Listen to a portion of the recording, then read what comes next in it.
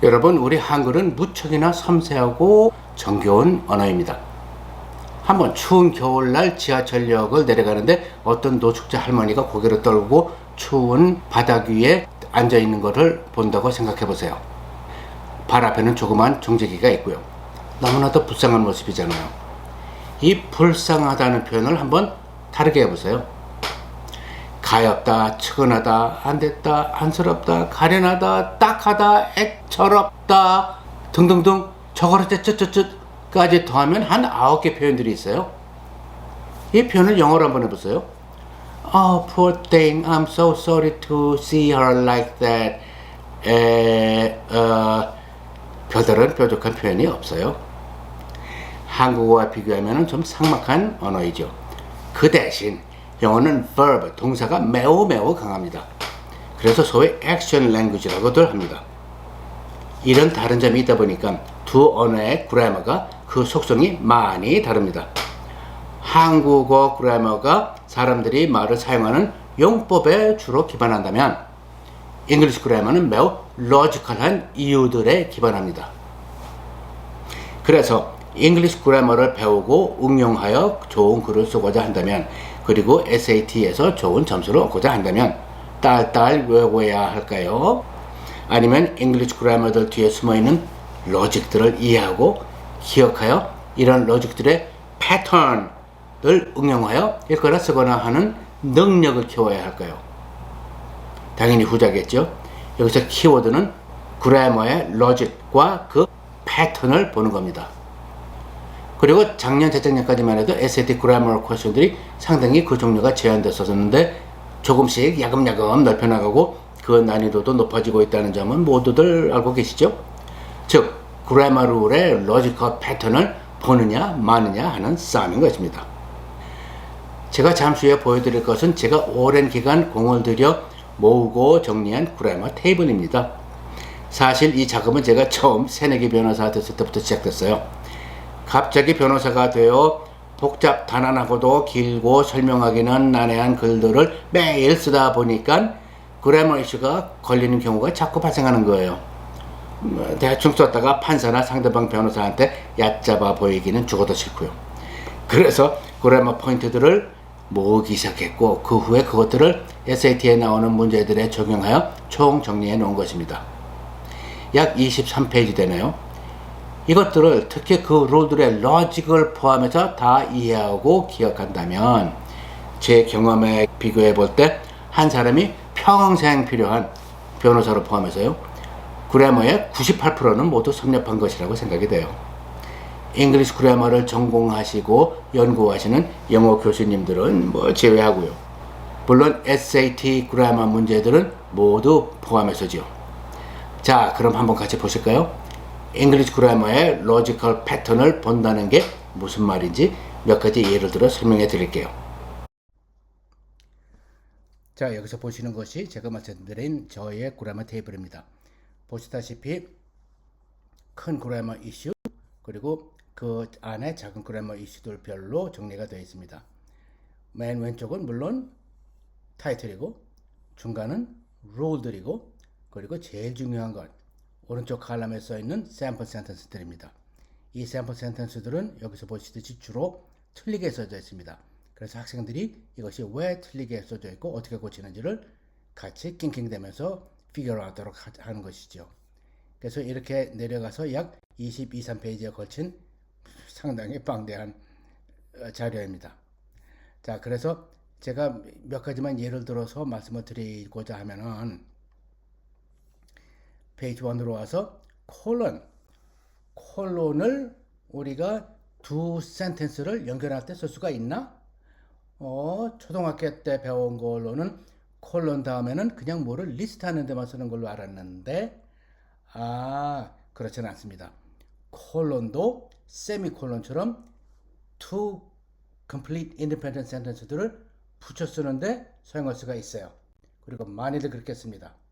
그런데 어쩔 때 그럴 수 있냐? 룰이 있어요. 그 룰을 교과서 같은 데 들여다 보면은 이런 식으로 써 있습니다. 근데 이거를 어떻게 이해를 하겠어요? 그래서 제가 아이들한테 가르치는 룰은 이렇습니다. 콜론 다음에 오는 내용이 센텐스가 콜론 전에 raise 된 이슈나 question을 answer를 하는 그런 logical relationship이 있을 때 쓰는 거다라고요. 예를 들어서 제가 이 샘플 센텐스를 몇 가지 한번 읽어드릴게요. 자, 젊은 박사 논문을 쓴 사람이 나와서 이제 발표를 합니다. 세미나에서요. 그래갖고 쫙 단성에 올라가갖고는 Ladies and gentlemen, a dolphin is not a fish. 그러거든요. 그러면은 그 말을 듣고 있는 사람들 마음속에 생기는 question이 뭐겠어요?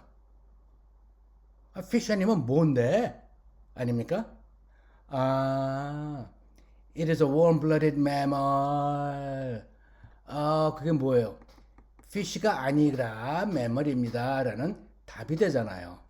In other words, a question has been raised here, and that question has been answered here. 아, 비슷한 예로. 그 다음에 젊은 여자 박사학위 논문을 쓴 사람이 올라왔어요. 그래갖고 얘기를 하는 겁니다. Ladies and gentlemen, my research is conclusive. 그러면 듣고 있는 사람들 마음속에 생기는 의문이 뭐겠어요? 그 conclusion이 뭔데 이 사람아, 그죠? Climate change is a reality. 다시 한번 요 센텐스에서 그게 뭔데? 라는 질문이 형성이 됐고 여기서 그 답이 요거예요 라는 logical relationship이 형성되는 거 아니겠어요? 그럴 적에 콜론을 two independent sentence들을 붙이는데 사용이 되는 겁니다. 자, 그러면은 그 다음에는 소위 subject consistency라고 그래갖고 아주 많은 학생들이 난감해하는 거를 한번 들여다보도록 하죠. 자, 여기서 보십시다. 이 센텐스를 한번 제가 읽어드릴게요. 요거요. Known to every man, woman, and child in the town, friends were never lacking to my grandpa. 타운에는 모든 남자, 여자, 어린애들 할 거 없이 알려져 있었던, 그래서 친구가 우리 할아버지한테는 없었던 적이 없다. 뭐 이런 얘기가 되지 않겠어요? This is a wrong sentence structure. 왜냐? 요 카마 전과 후에 subject가 주어가 같아야 돼요. 그런데 known to every man, woman, and child in town. 누가? 여기 안 써 있잖아요. Who is known to every man, woman, and child in town? 나머지를 읽어보니까 할아버지 얘기네요. 그렇다면은 어떻게 써야 되냐면은 known to every man, woman, and child in the town. My grandpa never lacked friends. 이렇게 써야 요 앞부분에서 써 있지는 않지만 implied 된 subject가 my grandpa가 after the comma에서도 subject로 my grandpa never lacked friends로 쓰여졌다는 얘기입니다. sentence number 1에서는요. comma 다음에 subject가 my grandpa가 아니고 friends였었잖아요. 그러니까 틀리죠. number 2처럼 comma before, comma after에 두 번 다 my grandpa라는 subject가 둘 다 등장을 해야 되는 것입니다. 그리고 하나만 더 얘기해 드릴게요. 학생들이 아주 힘들어하는 소위 hypothetical, 가정을 해서 얘기하는 거예요. 예를 들어서 아빠가 부자라면은 너한테 람보기니를 한 대 사줄 텐데 라고 어떤 아버지가 얘기를 한다고 칩시다. 아버지가 부자가 아니에요. 그러니까 가정하는 거죠. 이런 거 보고 hypothetical 이라는 말을 씁니다. 자, 그런데 그렇게 어떠라고 배웠어요? If I am rich, I will buy you a Lamborghini가 아니잖아요. If I were rich, I would buy you a Lamborghini 라고 하잖아요. 그래서 이제 그걸 딸딸 외웠죠. 거기까지는 딸딸 외웠는데 이것이 과거형으로 들어가면 아주 복잡해져요. 여기서 보면은 He would have scored higher had he studied more. He would have scored higher if he had studied more. Had he studied more, he would have scored higher. If he had studied more, he could have scored.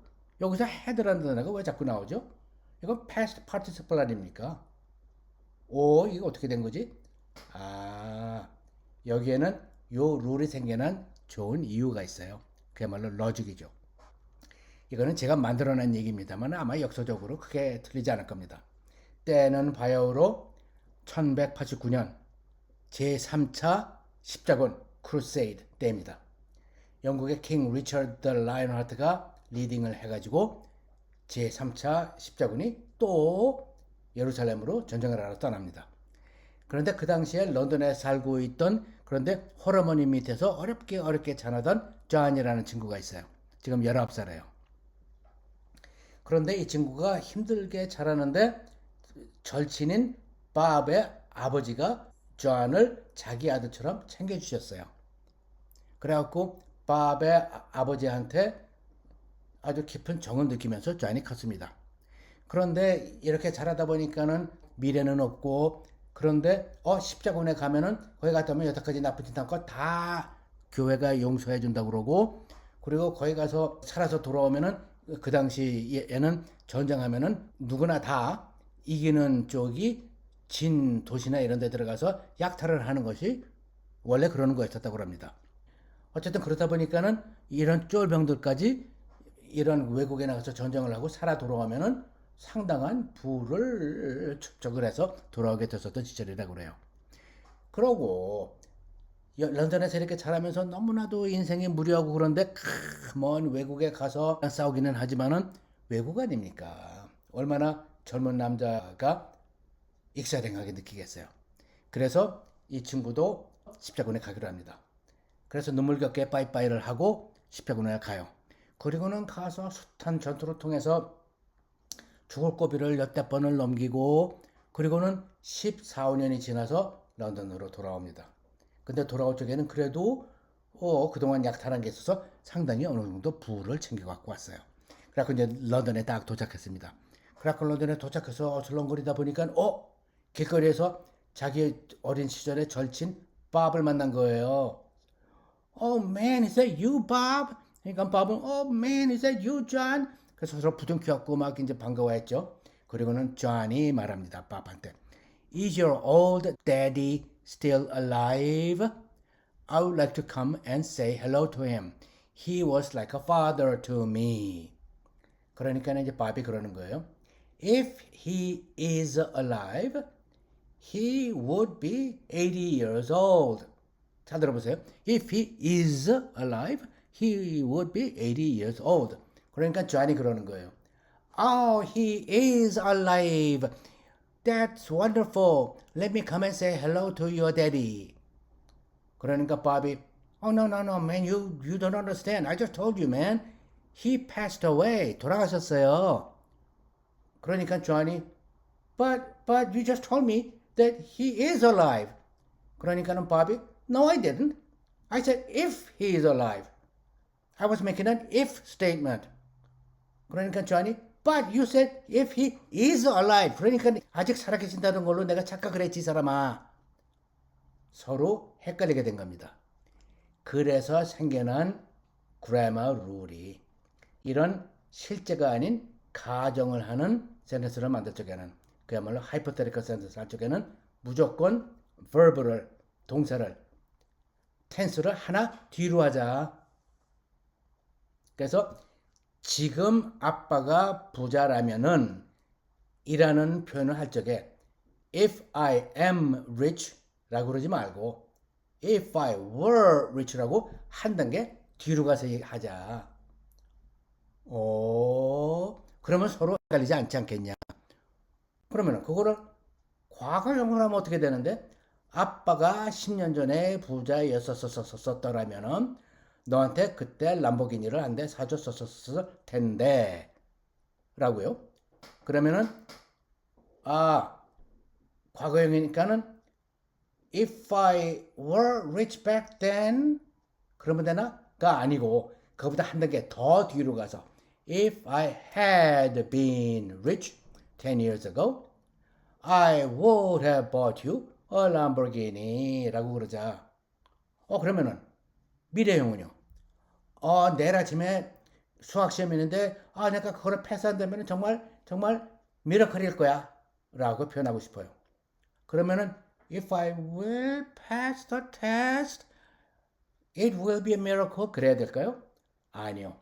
그거보다 한 단계 뒤로 돌아온 verb를 사용하자. 그럼 어떻게 돼요? If I will pass에서 한 단계 뒤로 오면요. present tense가 되잖아요.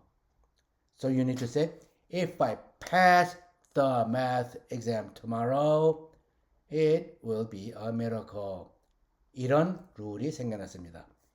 이런 것들이 제가 조금 아까 말씀드린 English Grammar의 logical한 framework고 패턴인 것입니다. 이렇듯 그래머 또한 딸딸 외우는 것이 아니라 그 로직을 이해하고 그 패턴을 봄으로써 응용하는 능력을 키워야 하는 것이지요. 제가 여러 번 강조하듯이 제3의 눈, the third eye가 그래머에서도 개발되어야 하는 것입니다. 그런데 좋은 것은 한번 SAT 치기 위해서 그래머를 이렇게 공부해 놓으면 그 능력은 평생 가요. 자전거 한번 배워 놓으면 한동안 안 탔다고 잊어버려지던가요? 감사합니다.